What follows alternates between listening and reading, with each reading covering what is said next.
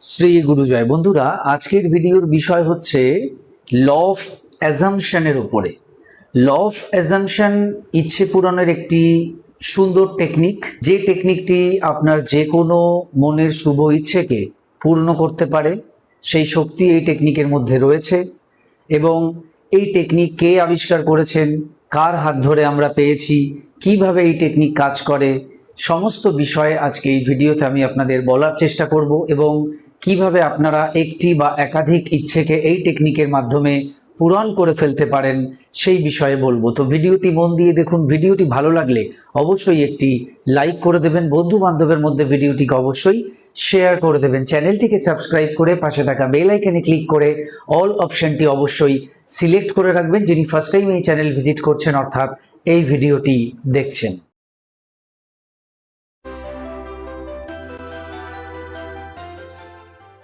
নমস্কার দর্শক বন্ধুরা, আপনাদের সকলকে আরো একবার রেইকি বার্তায় স্বাগত জানাচ্ছি। আমি আপনাদের বন্ধু শ্রী মিঠুন রয়, রেইকি গ্র্যান্ড মাস্টার। আপনারা নিশ্চয়ই ভালো আছেন, আমিও খুব ভালো আছি। বন্ধুরা, যেমন বলছিলাম, আজকে ল অফ অ্যাজাম্পশনের ওপরে এই ভিডিওটি বানাচ্ছি। নেভিল গডার্ড এই যে টেকনিক বা এই যে কৌশল এটি তৈরি করেছিলেন এবং এই টেকনিকটি মূলত আপনার মনের ভেতরের শক্তিকে কাজে লাগিয়ে ইচ্ছে পূরণ করার একটি কৌশল বা টেকনিক। এই টেকনিকে বলা হয় যে আপনি যা কিছু জীবনে চান সব কিছুকে আপনি পেতে পারেন আপনার ভেতরের শক্তিকে কাজে লাগিয়ে। আপনার বাইরে কিচ্ছু নেই, মানে এই বাইরের যে জগৎ সেটা কিন্তু এখানে ধরাই হয় না। সবটাই বলা হয় যে আপনার মধ্যে যা কিছু রয়েছে, আপনি যা জীবনে চান, যেটা পেতে চান, যেটা পেলে আপনি খুশি হবেন, যেটা আপনার স্বপ্ন বা ইচ্ছে, সেই সমস্ত কিছু রয়েছে আপনার ভেতরেই। সেই ভেতর থেকে সেটাকে ম্যানিফেস্ট করতে হবে, বাইরে কিছু হবে না, বাইরে কিন্তু কিছু নেই। এটা নেভিল গডার্ডের মতে এবং ল অফ অ্যাট্রাকশনের সঙ্গে আজকের এই টেকনিকের কিন্তু মিল রয়েছে। নেভিল গডার্ডের মতে আপনার ভিতরেই সব কিছু আছে, বাইরে কিছু নেই। আপনার অনুভূতি বাইরের জগৎকে নির্মাণ করে। আসলে বাইরে কিছু নেই, আপনার অনুভূতি বাইরের জগৎকে নির্মাণ করে, এটা ওনার মতে। আচ্ছা, এখানে আমি তিনটে পয়েন্ট বলবো, যে তিনটে পয়েন্টের উপরে ভর করেই আমরা আমাদের মনের যে কোনো শুভ ইচ্ছেকে পূর্ণ করব। প্রথম হচ্ছে কল্পনা শক্তি সত্য। এখানে বলা হচ্ছে আপনার কল্পনা শক্তি, সেটাই হচ্ছে আসল সত্য। আগে থেকে পাওয়া ধরে নেওয়াটাই সত্য। কোনো কিছুকে, আপনার কোনো ইচ্ছে, সেটা আপনার হয়ে গেছে, আপনি পেয়ে গেছেন, আপনি ভোগ করছেন, সেটা ইউজ করছেন, এই যে ভাবনাটা, এটাই হচ্ছে সবচেয়ে বড় সত্য। সেজন্য বলা হচ্ছে আগে থেকেই পাওয়া ধরে নেওয়াই সত্য। 3 নম্বর হচ্ছে পরিচয় বদল। কেমন পরিচয় বদল? মেন্টালি, মানসিকভাবে। কেমন? আপনার এটা একটু বুঝিয়ে দিই। ধরুন আপনি এখন একটা টালমাটাল অবস্থায় রয়েছেন, ওটাই আপনার বর্তমান পরিস্থিতি এবং ওটাই আপনার পরিচিতি, কিন্তু আপনি মানসিকভাবে নিজের পরিচিতি বদল করছেন। অর্থাৎ সেখানে আপনি কিন্তু এই যে বদল করছেন মানসিকভাবে, সেখানে কিন্তু আপনি টালমাটাল অবস্থায় একদমই নেই, সেখানে কিন্তু আপনি খুব স্টেবল একটা জায়গায় রয়েছেন।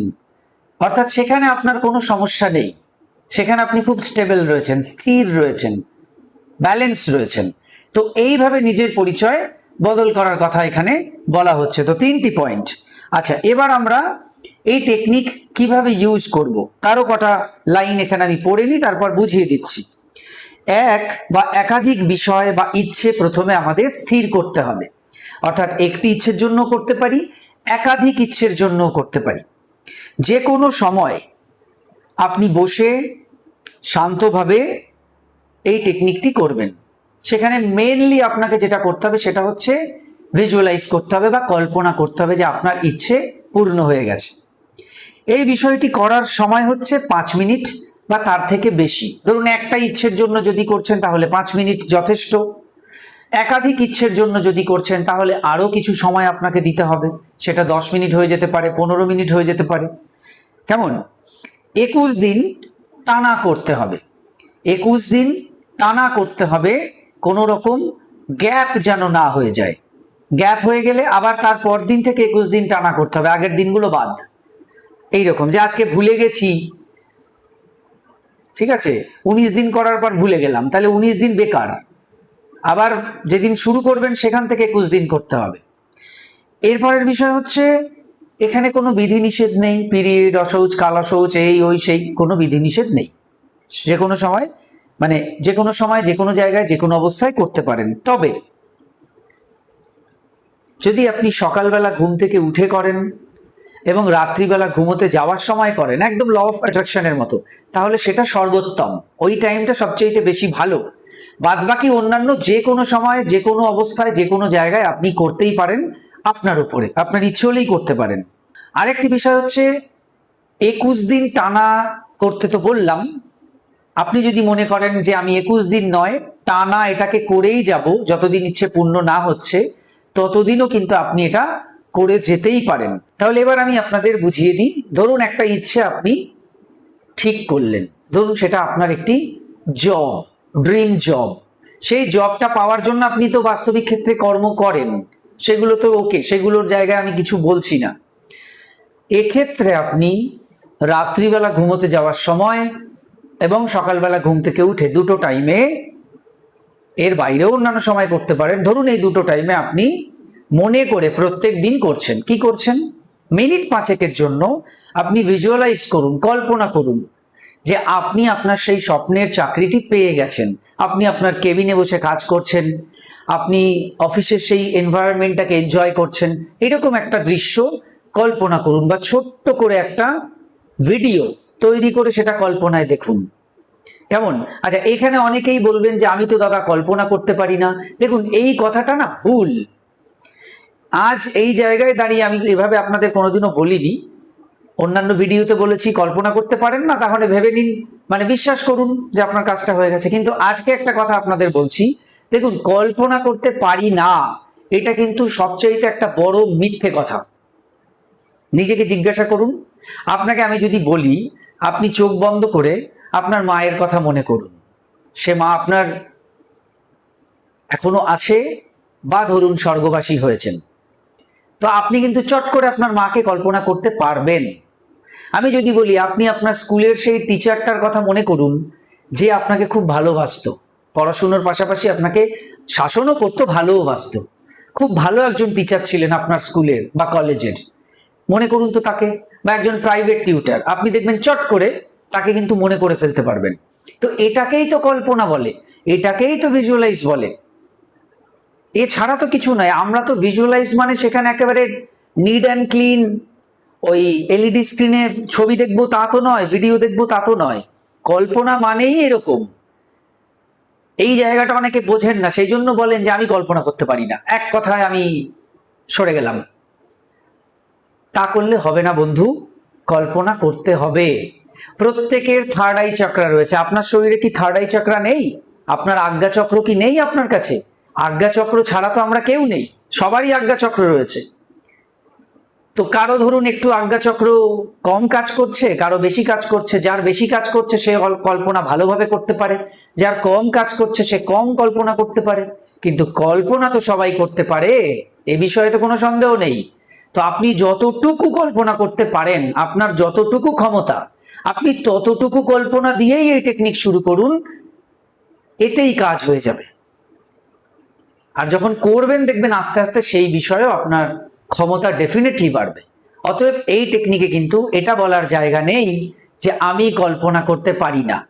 কল্পনা আপনাকে করতে হবে, না হলে কিন্তু এই টেকনিক আপনার জন্য নয়।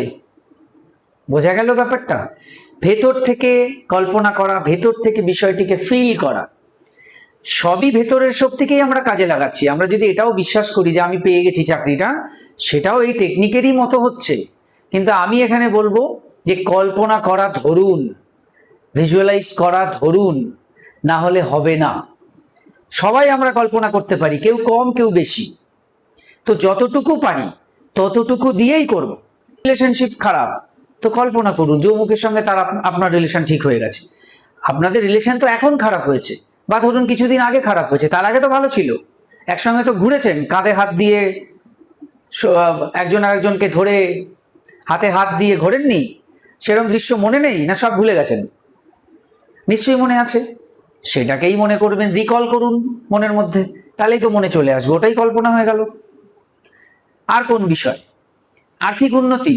আপনার আর্থিক উন্নতির জন্য আপনি আপনার পাসবুক, ব্যাংকের বইটাকে কল্পনা করুন যে ওখানে একটা ফিগার দেখা যাচ্ছে, একটা অ্যামাউন্ট দেখা যাচ্ছে ব্যালেন্সে, হয়ে গেল কল্পনা। আপনি কি কল্পনায় দেখবেন টাকা উড়ে উড়ে উড়ে উড়ে আপনার বাড়ি আসছে? তা তো না। আপনি দেখবেন আপনার ব্যাংক বুক, বা আপনার মোবাইলে আপনি ব্যালেন্স চেক করছেন, এখন তো সবার ইউপিআই, ওখানে ব্যালেন্স চেক করছেন, ব্যালেন্স দেখছেন এত, হয়ে গেল কল্পনা। এটা ওটা কিনছেন, খাচ্ছেন, সব তো কিউআর কোড স্ক্যান করে পয়সা দিচ্ছেন, টাকা দিচ্ছেন, তো ব্যালেন্সও তো চেক করেন। বা আপনার মোবাইলে মেসেজ আসে আপনার ব্যাংক থেকে যে আপনার ব্যালেন্স কি আছে, সেই মেসেজটা তো আপনি অনেকবার দেখছেন, সেটাকেই দেখুন, ফিগারটা চেঞ্জ করে দিন, হয়ে গেল আর্থিক বিষয়। বিজনেসের ক্ষেত্রে আপনার বিজনেস ধরুন এখন খারাপ চলছে, আগে তো ভালো চলতো, তো সেই সময়টাকে মনে করুন, হয়ে গেল কল্পনা। তো এইভাবে আমাদের কিন্তু কল্পনা করতে হবে, ফিউ সেকেন্ডসের জন্য আমাদের কল্পনা করতে হবে, জাস্ট কিছু সেকেন্ডের জন্য। আপনাকে 1 ঘন্টা ধরে কিছু ফিল্ম বানিয়ে দেখতে বলা হচ্ছে না। আচ্ছা, যাই হোক, এই যে দুটো টাইম আমি বললাম, সকালে আর রাত্রে, তা বাদেও আপনি অন্যান্য যে কোনো সময়ও একটুখানি কল্পনা করতেই পারেন, ভেতর থেকে ফিল করতে পারেন, বিশ্বাস করতে পারেন যে আমি এই জিনিসটা পেয়ে গেছি, আমি এটাকে ব্যবহার করছি, শুধু পেয়ে যাইনি, আমি সেটাকে একেবারে রসিয়ে রসিয়ে উপভোগ করছি, এই ভাবনাটা আনুন।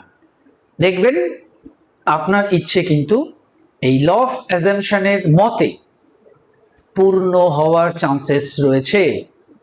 কে কতটা উপকার পেলেন সেটা পরবর্তীতে অবশ্যই কমেন্ট বক্সে জানিয়ে যাবেন। আপাতত থ্যাংক ইউ ইউনিভার্স লিখে যেতে পারেন। আর হ্যাঁ, এই ল অফ অ্যাজাম্পশনের টেকনিক আপনি যদি আগেও ইউজ করেছেন এবং উপকৃত হয়েছেন, তাহলে সেটিও কিন্তু এই কমেন্ট বক্সে অবশ্যই লিখে যাবেন। তাহলে সেটা দেখে কিন্তু নতুন যারা এই কমেন্টগুলো দেখবে তারা কিন্তু ইন্সপায়ার হবে। সুতরাং আপনি যদি ল অফ অ্যাজাম্পশন টেকনিক থেকে উপকৃত আগে হয়েছেন, সেটাও কিন্তু এখানে প্লিজ লিখে যাবেন।